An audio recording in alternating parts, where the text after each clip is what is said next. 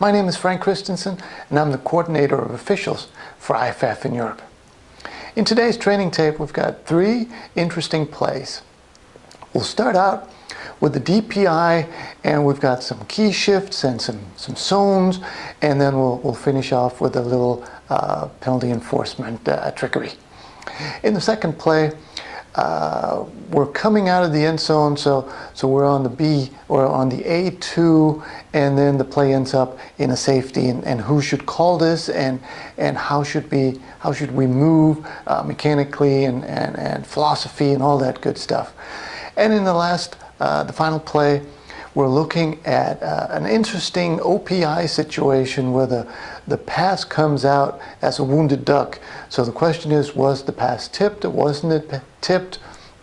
And who should rule on this, and what can we take from this depending on where on the crew we are? So 3 really good, interesting plays and situations.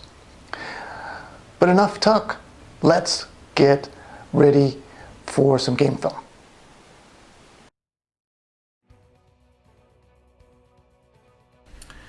All right, play number 1. We're looking at a DPI situation with the slot back, so the inside guy of the trips. But before we get there, let's just go ahead and get the keys straight. So what is he? 89 is the field judge key. 17, who's the next guy in, is the wing guy, or the wing key, and then the back judge has number 6, who is the wing back right there. So now we've got one guy going inside, we've got one guy going outside.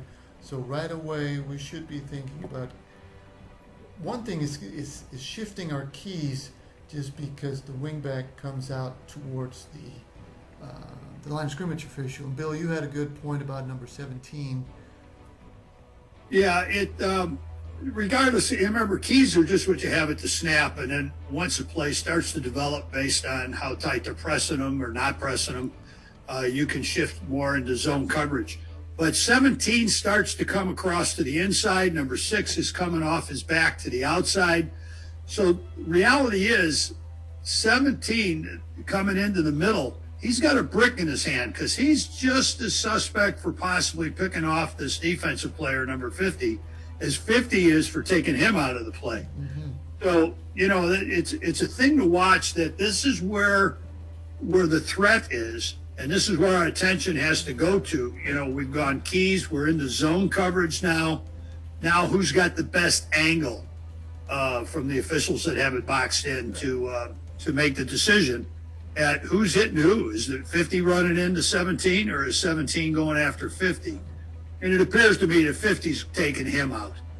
And, of course, 17's the one the quarterback's throwing the pass to. So you have your DPI occurring right around the 5-yard line.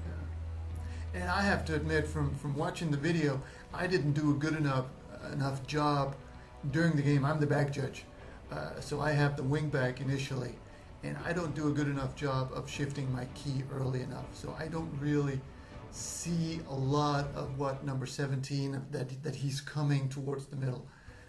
I'm slow getting over there. So the only reason that I can make this call is I see this contact or feel it or hear it or whatever it is, and then I see the ball coming, and that, putting that together just seems wrong. And that's why I hesitate with my flag a little bit, because I had to piece it together. But I didn't do a good enough job. I know you talked a little bit about what can happen for a wing to get him off this. Looking at this. Yeah. So we have a key switch here, and this is a good example of the win principle. What's important now? Now it's possible that the wing recognizes that, okay, let's switch to keys, and perhaps goes to 8. That's his number, right? The guy comes 8 or out. 6. 6, yeah, perhaps 6, and goes to him, even though he's not really important now. But there's a risk that you do that, but you should try to recognize if he is a threat of it against or threatened by anyone. And if he isn't, then of course he isn't of interest, even though this guy just turned out or just turn into your key.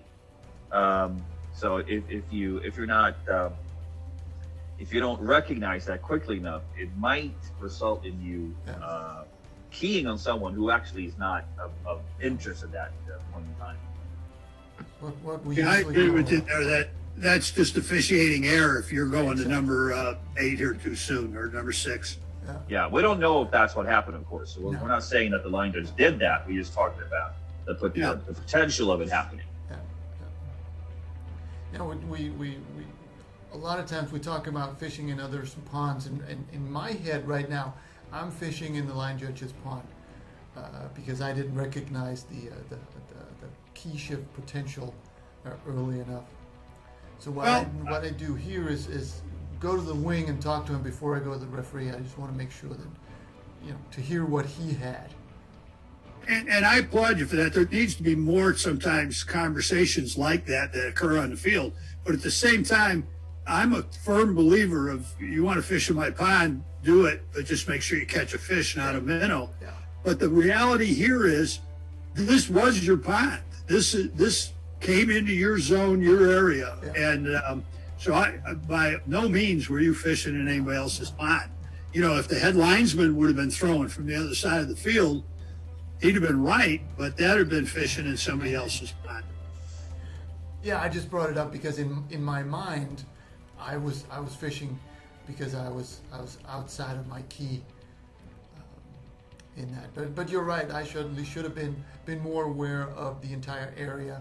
And we always say to the officials, we need to know if two receivers cross. We need to see both of them, just be able to pick up that potential OPI.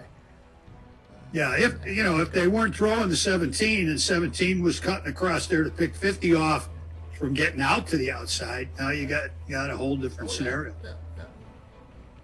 All right, Let's talk a little bit about the penalty enforcement. Yes. So what we had here, now that my flag is still bouncing, it ends up around the 4-yard line. Line of scrimmage was on the 14. In any case, it's inside the 17, right? The 9. The 9. Thank you. Oh. You guys mark the fields differently than we do here, so it could have been it. So if the foul is at the 4, right, that's outside the 2-yard line, now we've got a spot foul, which also means laterally that we would have the succeeding spot would be on position 1, would be right there where the flag is on that hash. If we end up saying that it happens on the 2 or inside the 2, meaning that we would enforce the penalty down to the 2-yard line, that would be equivalent to enforcing a full 15 if we were in the middle of the field, which means that we're enforcing from the previous spot, right? Which means that we're not moving the ball between the hashes. Because previous spot was position 3. Yes, exactly. So if we were moving to the B2, our position would be position 3 in the middle of the field. Yes. So that's just a little wrinkle there in penalty enforcement that everybody should be aware of, and especially referee, umpire, back judges also can be a huge help in helping to get that right, because they have a perfect angle to where we are and where we were. But that's what you have to do. I mean, self-critique. The important thing here is we've got the correct call for the defensive pass interference. Now we're only talking about smoothing the edges now because of the penalty enforcement. Yeah. So, but the critical thing is the correct calls made, because this results in an interception. So this is a critical call. Most coaches want to hang on to the football, especially in the red zone. So do you want to, if you had missed the call, we wouldn't even be talking about the penalty enforcement. No, I'm happy that we made the call, and like you said, now we're just now the rest is just cosmetic. So, all right. Did you have a feel for when the flag landed? That did you sort of try to compare the the spot of the foul, spot of the contact, get a feel for, oh, that flag was short, that flag was long, anything like that. I mean, this is for a deep guy. This is not a long toss flag. This is what 14 yards, 13, 14 yards. So I'm usually fairly accurate with that. What messed me up was the fact that I knew in my head I needed to talk to the wing. So all of my focus went to what was the number of the receiver so that I could ask him, you had 17, right? What did you see? So that's what I spent all of my mental energy on. So I didn't have the number of the fouling player. I didn't have really the yard line. But if I had been able to just look down and see what the flag was, I should have done that too, because I was pretty happy that was accurate. All right, I think it's time to move on to the next play.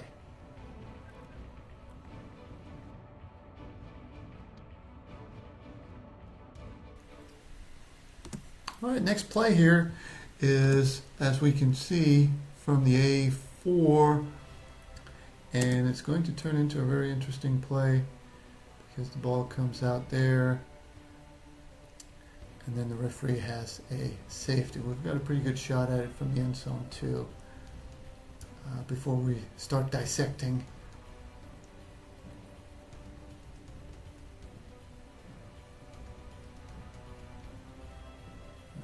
All right, anybody want to jump in here? Well, obviously, goal line. We always talk about how important the goal line is. It appears that the snap, the wings take that step back to the goal line. Handoff is muff. So right there, red flag goes up because you got potential problems getting the ball out of the end zone. So, it's obviously a play made for this mechanic of moving back to the goal line. Right. I think if you're the closer, if you're the referee on this play, the referee's the first one, actually the only one, who goes up with the call, the safety signal. I think the closer you get, the ball carrier gets to the goal line, the more reluctant you want to be to make the call as the referee.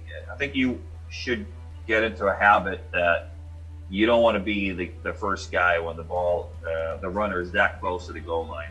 Because if the ball is stuck out and he's pushed back in and it's actually a progress in the field of play, I think it's a good habit of letting the wings be the primary on this call. Oh.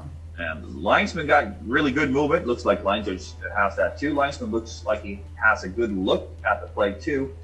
He never signals, which that puzzles me a little bit. I don't know why. I don't know if it's because the referee does it first.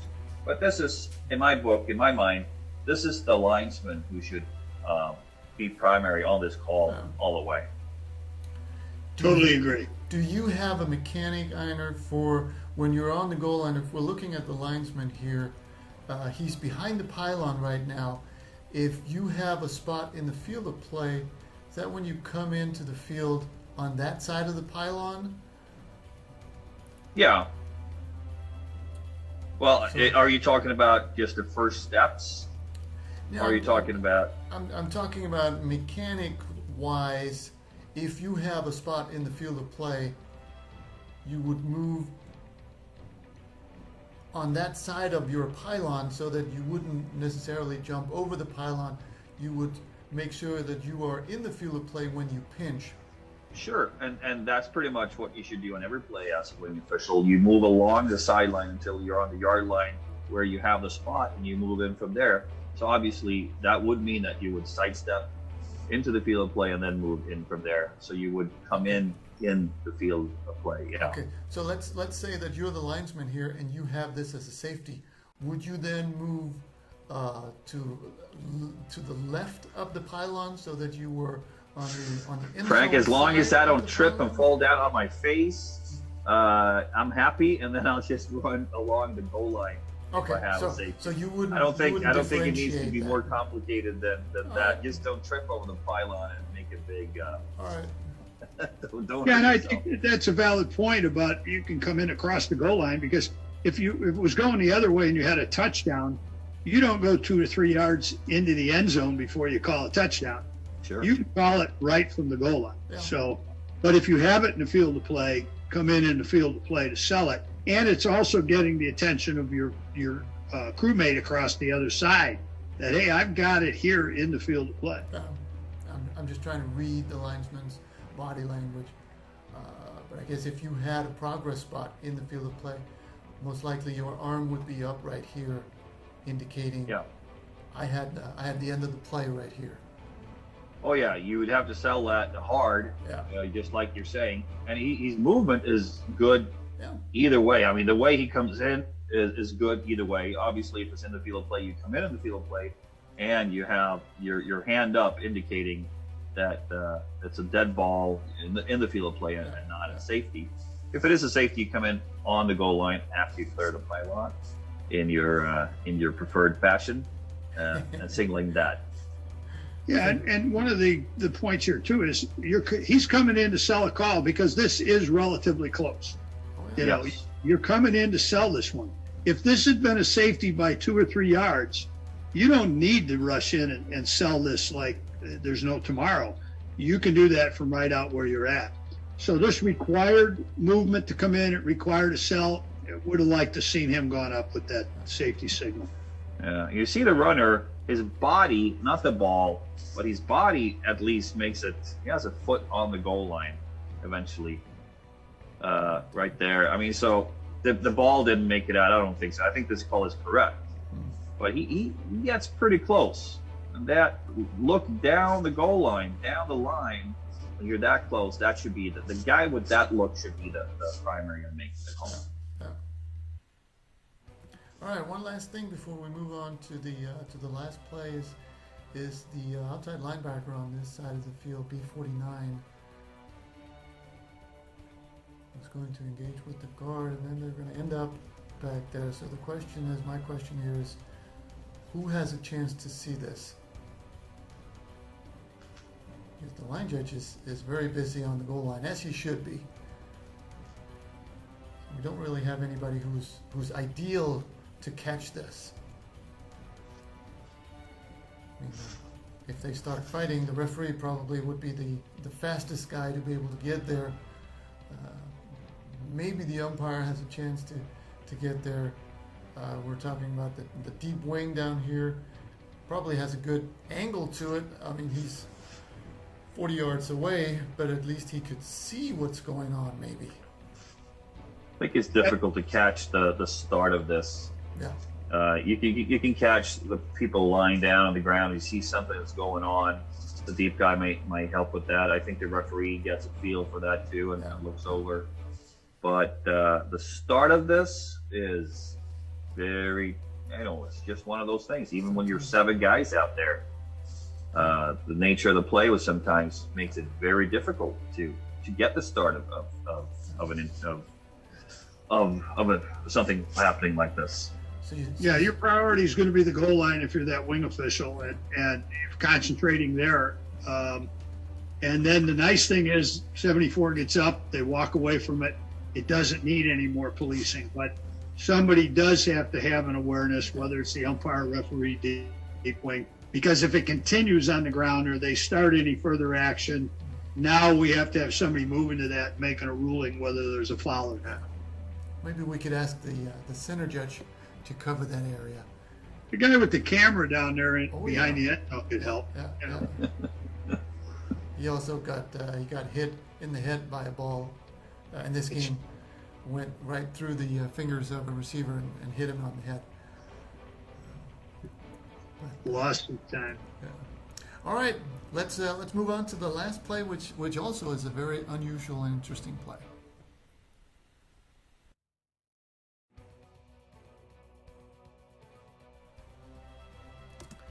All right, this last one is an interesting one because, well, as we can see here, we've got a pass of sorts, we've got a flag, we've got some contact before the ball arrives. So, Bill, you had a comment on this one?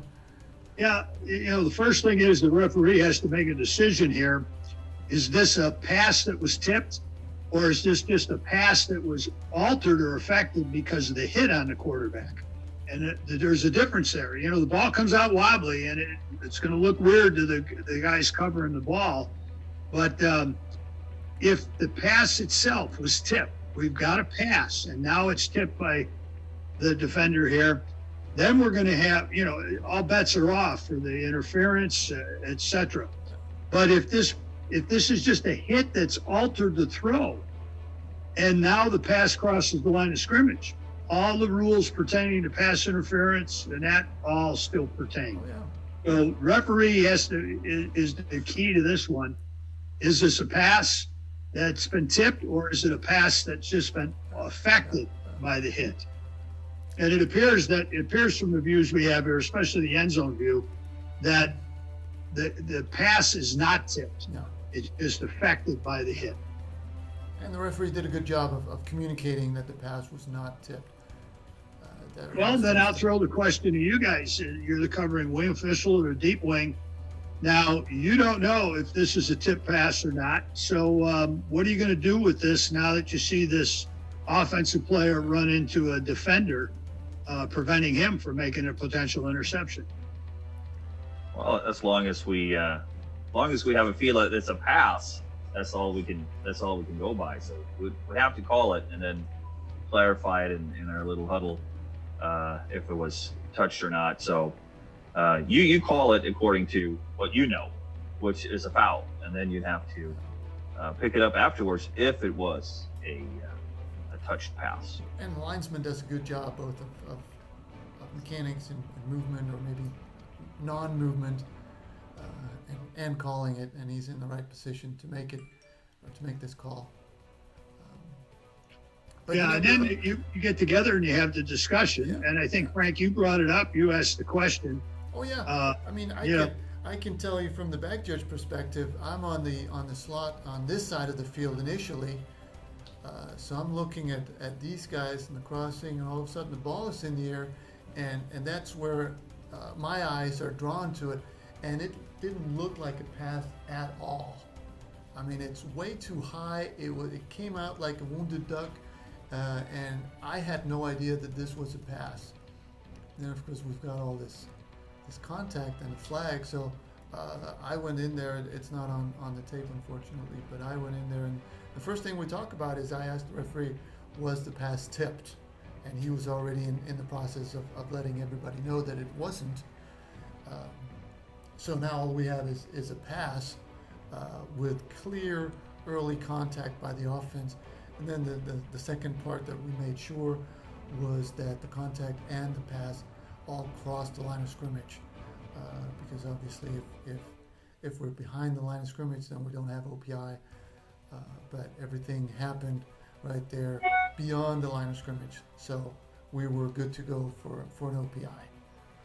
One of the advantages of working the wings and 6, 7, or 8 mechanics is that you're staying on the line on these plays, so you get a great position to rule on if the pass cross or not, and you're also right on the Fat 5 on the 45-yard line there, making it extra easy to make that call. So it's one of the nice advantages you have in a larger crew. You can really be in control of that neutral zone. Oh yeah. You know, it's a good play too that just shows you the patience that's required by the wing officials, umpire, maybe even the deep wings on this. You cannot assume anything on this. You know, don't assume it's a pass. Don't assume if it's a pass that it was tipped or not. Because there's also the possibility here that if that ball was loose from this contact and the quarterback kind of batted it forward or continued to motion with the ball just on his fingers but not in control, technically you could have a fumble here. Yeah. And so whistle control is important here too, because if this is a fumble, obviously you don't have any pass interference situations. But the key thing is, don't assume when you see a ball come out wobbly and you're not the person responsible for determining pass or fumble, or was the ball tipped, if it's not yours, you have to be whistle patient on a play like this. Yeah, if you don't know where the ball came from, don't rule on it. think is the lesson here. But luckily, Now, obviously, he does rule on it on this play, but incorrectly so. But it's a tricky situation that Bill talks about, and you have to at least think about that when you see the ball coming out in a weird way. Yeah. I mean, do I really feel certain enough that this is actually a pass that is coming out? Yeah. And Doesn't hurt that when you have that patience, you can kind of take a look back to the referee if you've got that instant, see if he's got a beanbag or any type of signal that's coming out of that too. If he had a tip, he'd be coming up maybe with a tip signal. If he had a fumble, maybe you catch that he's throwing a beanbag. Yeah. I'm happy to say that we did get it right on this one. We did end up enforcing the 15-yard OPI from the previous spot. The only thing that we should have done better was be quicker on the radios, letting the entire crew know what the discussion was and what we were going through with was it tipped and did it cross the line of scrimmage and all that good stuff. We were a bit too slow using the radios on that. Other than that, I think we did a fairly good job on this situation. Any last words? No, I think there are a couple interesting plays that we have here, and overall, just things that you're looking to smooth out, and that. So I hats off to the crew. It looks like you had a pretty good ball. It was I fun. agree. All right, that was the training tape. So for the officials working this weekend, good luck and have fun.